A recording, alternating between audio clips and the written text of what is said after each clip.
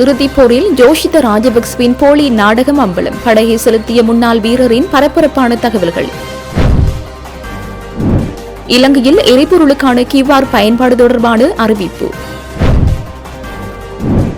யாழ் மாவட்டத்தில் பாரிய அபிவிருத்தி திட்டங்கள் கட்டம் கட்டமாக நடைமுறைப்படுத்தப்பட்டு வருகின்றன. கடற்றொழில் அமைச்சர்.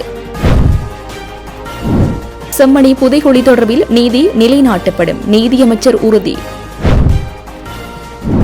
சாதாரண பரீட்சை 9 பாடங்களிலும் ஏசித்தி பெற்ற மாணவர்கள். ஜனாதிபதியை சந்தித்த ICC தலைவர் ஜெய்ஷா. செம்மணி மனித புதைகுழி சர்வதேச கண்காணிப்புடனான சுயாதீன விசாரணை கோரி ஐநா சபைக்கு வலிந்து காணாமலாக்கப்பட்டோரின் உறவுகள் கடிதம். நெடுந்தீவில் கடற்படைக்கு ஒரே ஏக்கர் காணி கடுமையாக எதிர்த்த கஜேந்திரகுமார். கூட்டத்தில் அமைதியின்மை ஏற்படுத்திய NPP. படகுத்துறையில் கடற்படையினரால் ஆக்கிரமிக்கப்பட்டுள்ள கடலுணவு கொள்வனவு வாடியை விடுவிக்க நடவடிக்கை எடுக்குமாறு ரவிகரன் எம்பியிடம் கோரிக்கை. $2.5 பில்லியன் ஒரே இரவில் மாயம். அரசு தரப்பிலிருந்து வெளியான தகவல். யாழில் லஞ்ச ஊழல் ஆணைக்குழு அலுவலகம். ஊழல்வாதிகள் தப்பிக்க முடியாது. அமைச்சர் சந்திரசேகர்.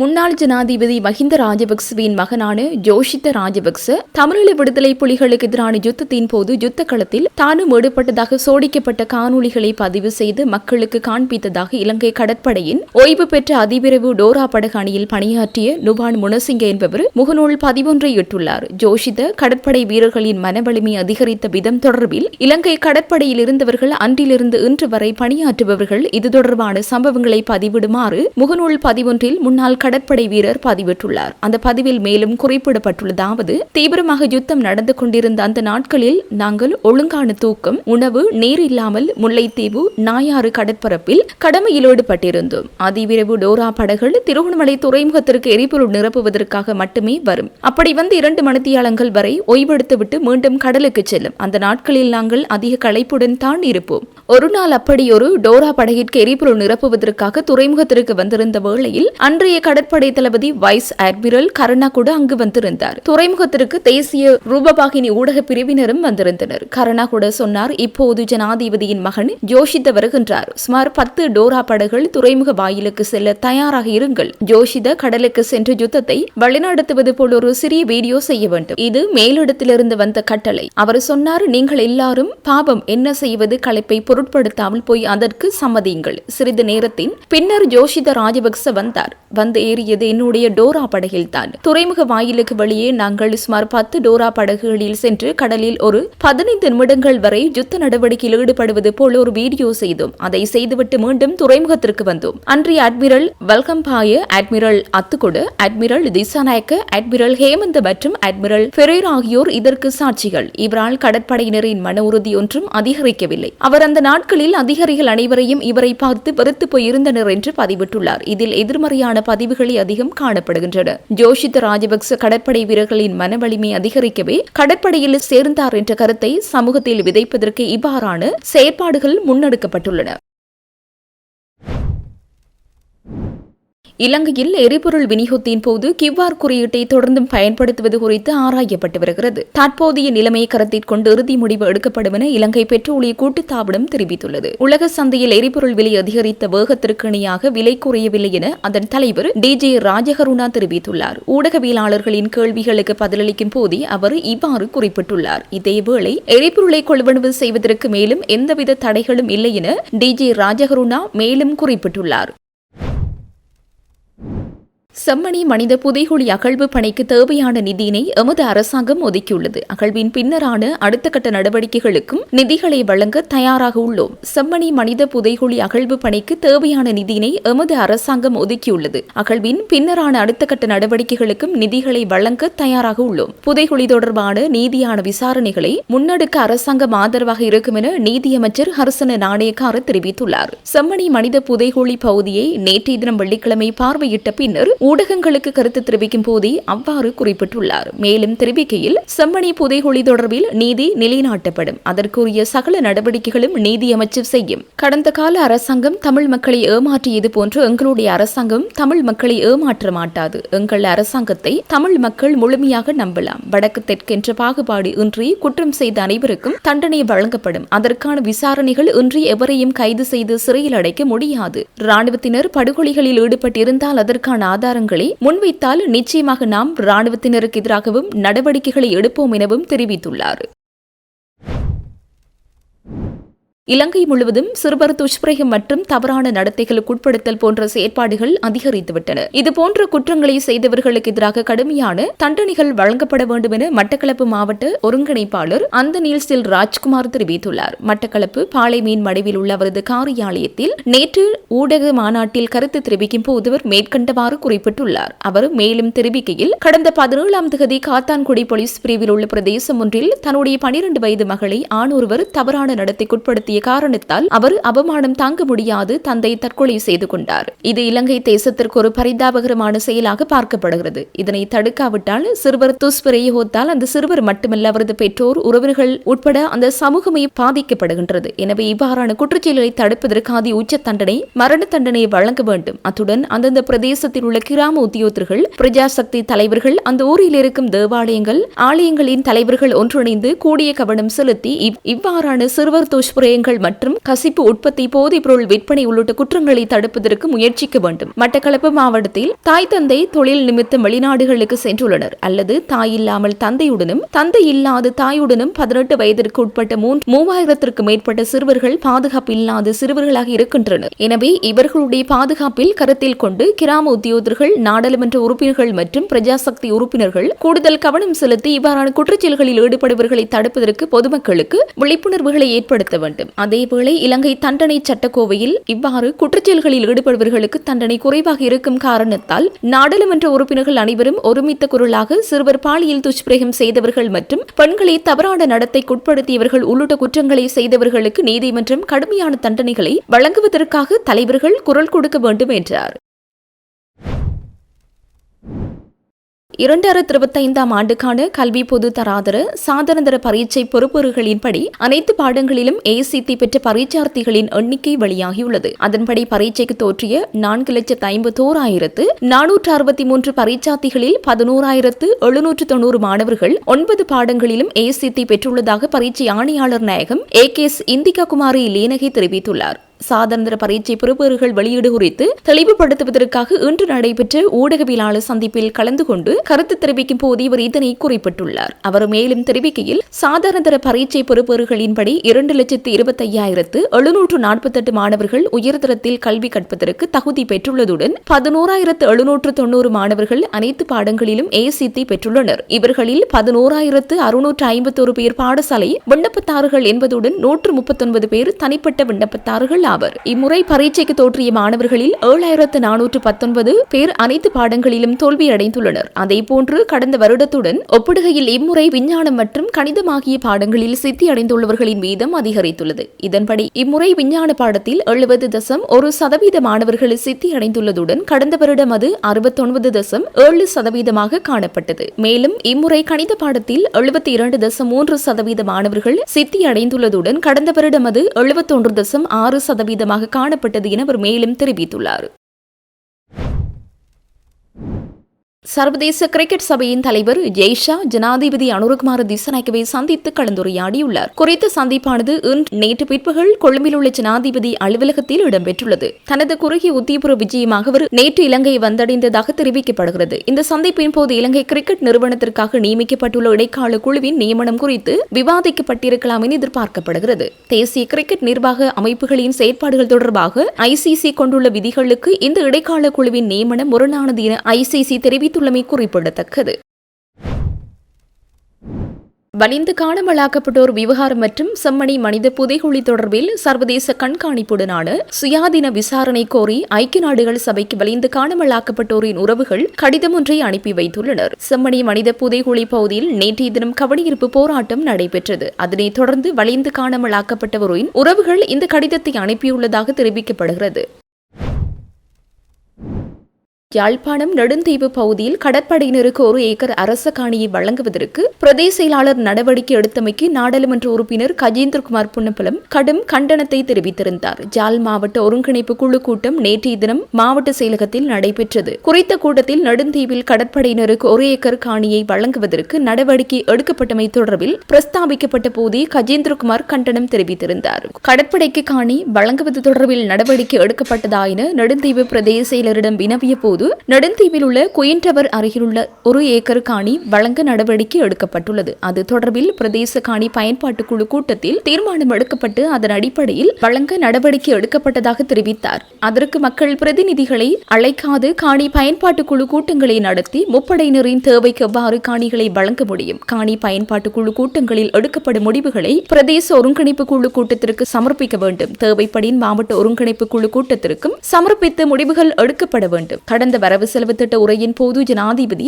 ராணுவத்தினரை 1 லட்சத்திற்குள்ளும் கடற்படையினரை 25,000 மட்டுப்படுத்த நடவடிக்கை எடுக்க உள்ளதாக கொள்கை பிரகடனம் செய்திருந்தார். ஆனால் இங்கே ராணுவம் கடற்படை தேவைக்கென காணிகள் சுவீகரிக்கப்படுகின்றன. யுத்தம் முடிவடைந்து 17 வருடங்கள் கடந்த நிலையிலும் புதுசாக காணிகளை சுவீகரிக்க நடவடிக்கை எடுக்கிறீர்கள். மக்களின் காணிகள் மக்களுக்கு என ஜனாதிபதி கூறி வரும் நிலையிலும் மக்கள் பிரதிநிதிகள் இல்லாத கூட்டங்களில் முப்படைகளுக்கு காணிகளை வழங்க ரகசியமாக நடவடிக்கை எடுக்கிறார்கள் என தெரிவித்தார். அதன்போது சமூக மட்ட அமைப்புகளின் பிரதிநிதிகள் எனும் பெயரில் கூட்டத்தில் கலந்து கொண்ட தேசிய மக்கள் சக்தியின் ஆதரவாளர்கள் நாடாளுமன்ற உறுப்பினர் கஜேந்திரகுமார் பொன்னம்பலத்தை நோக்கி, கடந்த ஆட்சி காலத்தில் நீங்கள் என்ன செய்தீர்கள்? ராணுவத்திடமிருந்து காணிகளை பெற்று மக்களிடம் கொடுத்தீர்களா? தற்போது இந்த அரசாங்கத்திடம் கேள்வி கேட்கிறீர்கள் என முரண்பட்டு கூட்டத்தில் குழப்பங்களை ஏற்படுத்தினர். நீண்ட நேரத்தின் பின்னர் கூட்டத்திற்கு தலைமை தாங்கிய கடற்றொழில் அமைச்சர் கூட்டத்தில் தேவையற்ற கருத்துக்களை கூற வேண்டாம் என கூறி கூட்டத்தை அமைதிப்படுத்தினார். சங்கத்தினுடைய சமாச தலைவர், நீங்க சும்மா கையா கையாலும் கணக்க வேணாம். சரியா? நீங்கள் உலகால நினைத்திருந்தால் இந்த பிரச்சனை எப்படி முடிக்கிறீர்கள்? நீங்கள் திட்டக்கு முன்னேற்ற வேலையாள செய்ய ஒவ்வொரு கடத்தொழில் சங்கத்தினையும் உதவியை கேட்டு போவீங்க. சமாச தலைவராக இவர்களிடம் நாங்கள் உதவி வெளிப்படுத்தின ஒரே ஒரு விஷயம், இந்த அரசாங்கம் இந்த அரசாங்கம் தரப்போது போராட்டம் செய்வீங்கன்னு கேட்டார். அப்ப இவே கொடுத்த வாக்குறுதி அரசாங்கத்துல வாக்குறுதியில மக்கள் வாங்கி மக்களுக்கு சொன்னா ஒரு சமாச தலைவர் என்ற ரீதியில எங்களுக்கு ஒத்துழைப்பு வழங்கி இருக்கணும் இல்லையா? கடத்தொழில் சமாசத்தால் இந்த உதவியாளர்களுக்கு கிடைச்சதா? சகல ஒத்துழைப்பு எதிர்த்து நீங்க கேள்வி கேட்கிறதா இருந்தா நீங்களும் உங்களோட தவறுகள் வேலைகளை சரியான முறையில செய்யணும். இந்த அரசாங்கத்தில் பல நிர்வாகிகளை கல்வி நாங்கள் கேட்க ஒருத்தர் எங்களை கதையை கேட்கிறோம். எங்களுக்காக மதிப்புரியவர்களை கலைத்து வருகிறீங்க. நாங்கள் பேசாம இருக்கேன்.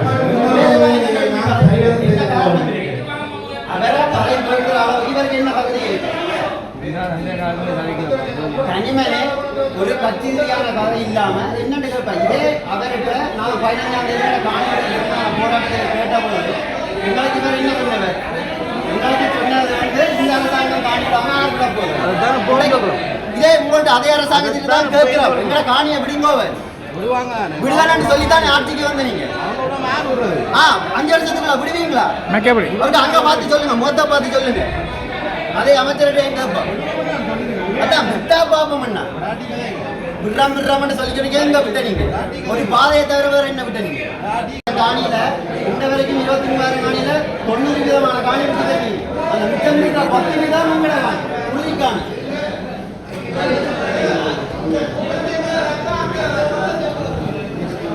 இதுல நீங்க விஸ்தரிப்புக்கு காணி தேவையில்லைன்னு சொன்னீங்க. ஆனா ஏதாவது ஒரு இன்டர்நேஷனல் விமானத்தை எங்களை பலாலியில் இறக்கலுமா? ஏன்னா 6 மாசம் ஃபுல்லா வடமாநிலத்தில் இருக்கிற வெளிநாட்டுக்காரர்கள் அதிகமாக வர்றீங்க.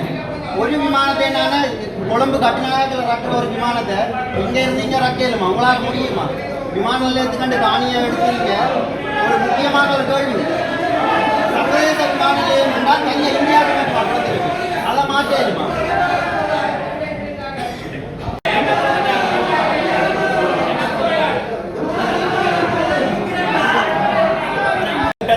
சில பிள்ளைகள் இருந்தது. அமைதியான முறையில் ஒரு மினிட்டு கேட்டுக்கொண்டிருக்க திடீரென்று ஒரு ஆள் தான் எழுப்பி குழப்பினர். எந்த கேள்வி நியாயமா? எந்த கேள்வி பிள்ளை என்றால் நீங்க சட்ட ரீதியான நடவடிக்கை எடுக்கலாம். அண்ணா எங்களுக்காக கதைச்ச ஒரு பிரதிநிதியை தான் அவர் எழுப்பி கேள்வி கேட்டவர். ஐயா கடந்த ஆட்சியில இருந்தேன்னு சொல்லி நீங்க கேட்டா இந்த ஆட்சியில இருக்கிறீங்க என்ன செய்யறீங்க?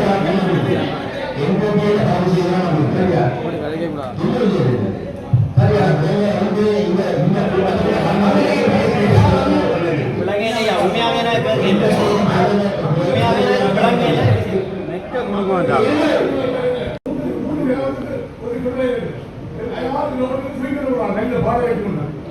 ஐயா கௌரவ ஆளுநருக்கு நான் எழுதி கொடுக்குறேன். அம்மா கொடுக்குறேன்.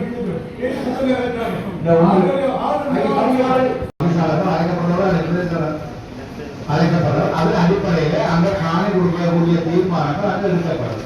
அந்த தீர்மானங்கள் மாவட்டத்துக்கு வருகின்ற போது அங்கே ஏதாவது பிரச்சனைகள் இல்லை என்று சொன்னால் அது நிலைமை ஆராய்ந்த வகையில் அந்த தீர்மானம் காணி பயன்பாட்டுக்குரிய ஏற்கனவே மக்கள் குடியிருந்து அவர்களுக்கு அனுமதி பத்திரம் வழங்கப்படாத அவர்களுக்கு கையளிக்கப்படாத காணிகளை அவர்களுக்கு அந்த வீட்டு திட்ட நடைமுறைகளை முன்னெடுப்பதற்காக வழங்கப்பட்டது. அது மட்டும் இல்லாமல் அந்த காணி பயன்பாட்டு கூட்டம் 3 மாதங்கள் இந்த அரசாங்கம் வந்து யாழ்ப்பாண முதல வைத்தியசாலை வந்து நேஷனல் ஹாஸ்பிட்டல் ஆக்கிறதுக்குரிய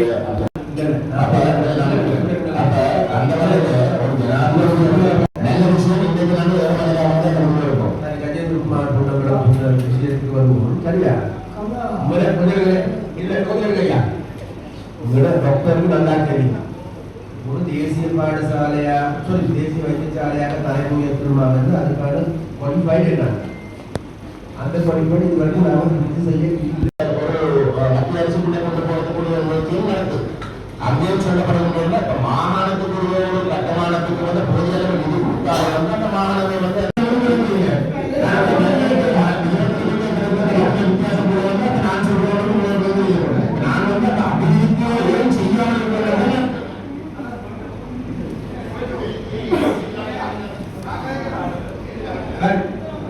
कहीं पड़ेगा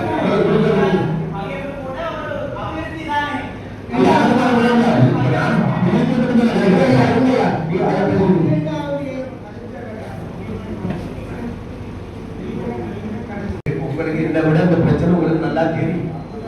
தெரிஞ்சு கொண்டு மீண்டும் பேசி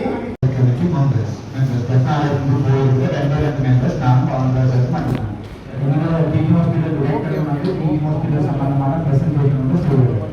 அன்று நானும் பாரம்பராய சோழன் அதிபத்து பிரச்சனை பற்றி பிஜியோட வகைக்கு செல்வியோட வகைக்கு அன்றாடத்துக்கு முதல் ரத்னா டிவி ஹாஸ்பிட்டல் வந்து நேஷனல் ஹாஸ்பிட்டலாக மாற்றம் வந்து ரிக்வெஸ்ட் பண்ணினாங்க. அது என்ன வேணும்னு சொன்னால் டிவி ஹாஸ்பிட்டல் ஒன்றை நேஷனல் ஹாஸ்பிட்டலாக மாற்றுறதாக இருந்தால் 2000 பெட் ஸ்ட்ரென்த் வேணும். சார் நாங்கள் தொழில் இருக்கிறது அவருக்கே தெரியும் 1500 1500 அப்போ நாங்கள் ரோட்டு ஹோல்டோருக்குள்ள பெட்டை போட்டு பெட்டை கூட்டலாம். ஸோ இன்ஃப்ராஸ்ட்ரக்சரை டெவலப் பண்ணினா மட்டும்தான் பெட் ஸ்ட்ரென்த்தை கூட்டலாம். ரெண்டைக்கு இந்த ஹாஸ்பிட்டல் 2000 பெட் ஸ்ட்ரென்த்துக்கு போகணும். அது நேஷனல் ஹாஸ்பிட்டலாக மாற்றணும். 2000 ஹாஸ்பிட்டல் வந்து நேஷனல் ஹாஸ்பிட்டலாக வாழ்வா இல்லைன்றது வந்து நேஷனல் ஹெல்த் கமிட்டியோட இருக்கு. அதுதான் டிசைட் பண்ணும். ஜனாதிபதி வந்து சொல்லி போட்டு போனாரு ஒரு தடவை நேஷனல் ஹாஸ்பிட்டலாக மாற்றுறது சொல்லி கொடுப்போம். நன்றி.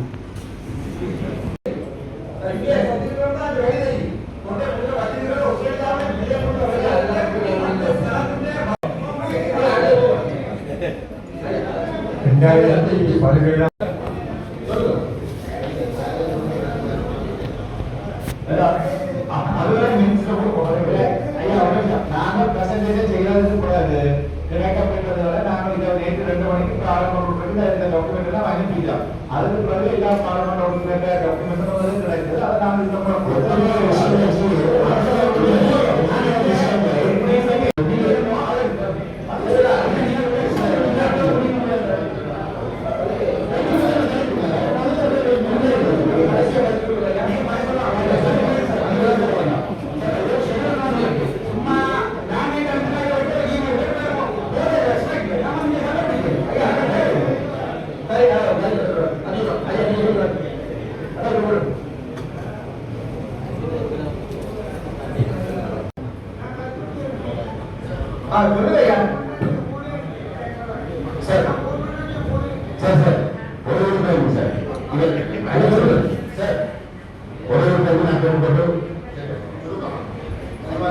நேஷனல் அக்ரிகல்ச்சர் டெவலப்மெண்ட் அத்தாரிட்டி அந்த அடலட்டை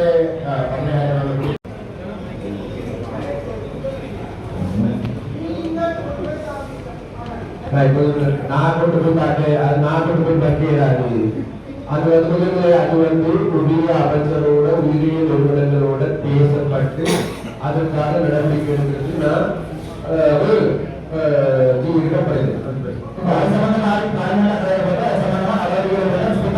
சொல்லுங்க.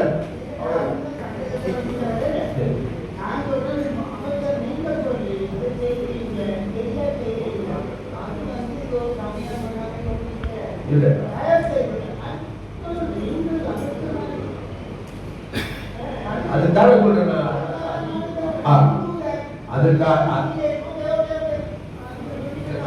பொழுது அவனது ஒரு இளைஞர்கள் வந்து ரெக்கார்ட் பண்ணி இப்போ சோசியல் மீடியாவில் போட்டு இந்த மாதிரி வேலை செய்யாது. இந்த மாதிரி வேலை செய்யறதா இருந்தா ஊடகங்களுடைய நடவடிக்கைகள் சம்பந்தமாக கட்டுப்பாடு விதிக்கப்படி வரும். தயவு செய்து ஊடகமாக இருந்தால் அதாவது இது ஒரு அபிவிருத்தி குழு கூட்டம், அந்த அபிவிருத்திக்கான வேலைகளை முன்னெடுக்கிறது தேவையை தவிர இதுல வந்து கொசிப்பை தேடி போட்டு அந்த கொசிப்பை போட்டு உங்களுக்கு வியூஸ் வேணும்னா அது அந்த கேடுகட்ட வேலை செய்யாது. ஊடகங்களோட அன்பா கேட்கும். ஊடகங்கள் எனக்கு நண்பர்களா இருக்குன்னு நல்லா தெரியும். அதான் இந்த மாதிரி வேலை செய்யாது. மன்னார் மாந்தை மேற்கு பிரதேச செயலாளர் பிரிவில் இலுப்பைக்கடவை படகுத்துறை பகுதியில் கடற்படையினரால் ஆக்கிரமிக்கப்பட்டுள்ள கடல் உணவுகளை கொள்வனவு செய்யும் வாடிகளை விடுவிக்க நடவடிக்கை எடுக்குமாறு குறித்த வாடிகளின் உரிமையாளர்களால் வன்னி மாவட்ட நாடாளுமன்ற உறுப்பினர் துரைராசா ரவிகரன் அவர்களிடம் கோரிக்கை விடுக்கப்பட்டுள்ளது. படகுத்துறை பகுதியில் கடற்படையினரால் ஆக்கிரமிக்கப்பட்டுள்ள கடல் உணவு கொள்வனவு வாடிகளின் உரிமையாளர்களால் விடுக்கப்பட்ட கோரிக்கைக்கு அமைவாக குறித்த பகுதிக்கு நேரில் சென்ற நாடாளுமன்ற உறுப்பினர் ரவிகரன் நிலைமைகளை பார்வையிட்டதுடன் கடல் உணவு கொள்வனவாளர்கள் மற்றும் மீனவர்களின் பிரச்சினைகள் தொடர்பில் கேட்டறிந்து கொண்டார். இதன்போது கடல் உணவு கொள்வனவாளர்களால் மேற்கண்டவாறு கோரிக்கை விடுக்கப்பட்டுள்ளது. குறிப்பாக படகுத்துறை பகுதியில் கடந்த 1970 ஆண்டு காலப்பகுதியில் கடல் உணவுகளை கொள்வனவு செய்வதற்கென வாடிகள் அமைக்கப்பட்டு கடல் உணவு கொள்வனவு செயற்பாடுகள் மிகச் சிறப்பாக இடம்பெற்றுள்ளன. இத்தகைய சூழலில் கடந்த யுத்த சூழல் காரணமாக அந்த பகுதிகளில் இருந்து மக்கள் இடம்பெயர்வை சந்திக்க வேண்டிய நிலைமை ஏற்பட்டுள்ளது. இந்த நிலையில் குறித்த பகுதி மீள்குடியேற்றம் செய்யப்பட்ட போது குறித்த இரு கடல் உணவு கொள்வனவாளர்களுக்குரிய வாடி அமைந்திருந்த பகுதி கடற்படையினரால் ஆக்கிரமிக்கப்பட்டிருந்ததுடன் அந்த கடல் உணவு கொள்வனவு வாடிகளையும் கடற்படையினர் பயன்படுத்தி வந்துள்ளனர். இந்நிலையில் குறித்த கடல் உணவு கொள்வனவு வாடிகளை விடுவிக்குமாறு குறித்த வாடிகளின் உரிமையாளர்களால் தொடர்ச்சியாக உரிய தரப்பினரிடம் கோரிக்கைகள் முன்வைக்கப்பட்ட போதும் அந்த வாடிகளை விடுவிப்பதற்கு இதுவரை நடவடிக்கைகள் மேற்கொள்ளப்படவில்லை என இதன்போது நாடாளுமன்ற உறுப்பினர் ரவிகரன் அவர்களது கவனத்திற்கு கொண்டுவரப்பட்டது. அதேவேளை தற்போது படகுத்துறை பகுதியில் 150க்கும் மேற்பட்ட மீனவர்கள் கடற்றொழிலுக்கு சென்று வருவதாக கடல் உணவு கொள்வனவாளர்களால் இதன்போது சுட்டிக்காட்டப்பட்டது. இந்த நிலையில் இவ்வாறு கடற்படையினரால் கடல் உணவு கொள்வனவு வாடிகள் ஆக்கிரமிக்கப்பட்டிருப்பதால் கடற்றொழிலாளர்களிடமிருந்து கடல் உணவுகளை கொள்வனவு செய்வதில் தாம் பல்வேறு நெருக்கடிகளுக்கு முகம் கொடுத்து வருவதாகவும் இதன்போது கடல் உணவு கொள்வனவாளர்களால் இதன்போது நாடாளுமன்ற உறுப்பினரிடம் முறையீடு செய்யப்பட்டது. எனவே கடற்படையினரால் ஆக்கிரமிக்கப்பட்டுள்ள தமது கடல் உணவு கொள்வனவு வாடிகளை உடனடியாக விடுவிப்பதற்கு நடவடிக்கை எடுக்குமாறு கடல் உணவு கொள்வனவாளர்கள் இதன்போது நாடாளுமன்ற உறுப்பினரிடம் கோரிக்கையினையும் முன்வைத்தனர். இந்நிலையில் கடல் உணவு கொள்வனவாளர்கள் மற்றும் மீனவர்களின் குறைபாடுகளை கேட்டறிந்து கொண்ட நாடாளுமன்ற உறுப்பினர் ரவிகரன் குறித்த கடல் உணவு கொள்வனவு வாடிகளை விடுவிப்பது தொடர்பில் தம்மால் கவனம் செலுத்தப்படும் என தெரிவித்தார். மேலும் இந்த களவிஜயத்தில் மன்னார் நகரசபை உறுப்பினர் சோமநாதன் பிரசாத் அவர்களும் பங்கேற்றிருந்தமை குறிப்பிடத்தக்கது. சைபர் குற்றவாளிகளால் திரைசேரியிலிருந்து திருடப்பட்ட நிதிகள் தொடர்பான முழுமையான அறிக்கை நாயகம் கணக்காய்வாளரிடம் சமர்ப்பிக்கப்பட்டுள்ளதாக நிதி மற்றும் திட்டமிடல் பிரதியமைச்சர் அனில் ஜெயந்த பெர்னாண்டோ தெரிவித்துள்ளார். இந்த விவகாரம் தொடர்பான விசாரணைகள் முறைப்படி நடத்தப்பட்டு வருவதாக அவர் உறுதியளித்துள்ளார். கொழும்பு வர்த்தக உயர் நீதிமன்றம், நாடாளுமன்றம், குற்றப்புலனாய்வு திணைக்களம் மற்றும் சட்டமா அதிபர் திணைக்களம் உள்ளிட்ட அனைத்து தொடர்புடைய நிறுவனங்களுடனும் ஒருங்கிணைந்து மிகுந்த வெளிப்படைத்தன்மையுடன் இந்த செயல்முறை மேற்கொள்ளப்பட்டு வருவதாகவும் அவர் குறிப்பிட்டுள்ளார். இதற்கிடையில் சைபர் குற்றவாளிகள் பொது திரைசேரியிலிருந்து $2.5 மில்லியன் நிதியை முறைகேடாக பெற்ற சம்பவம் தொடர்பாக ஒரு தனி கணக்காய்வு தொடங்கப்பட்டுள்ளதாக நாயகம் கணக்காய்வாளர் திணைக்களம் அறிவித்துள்ளது.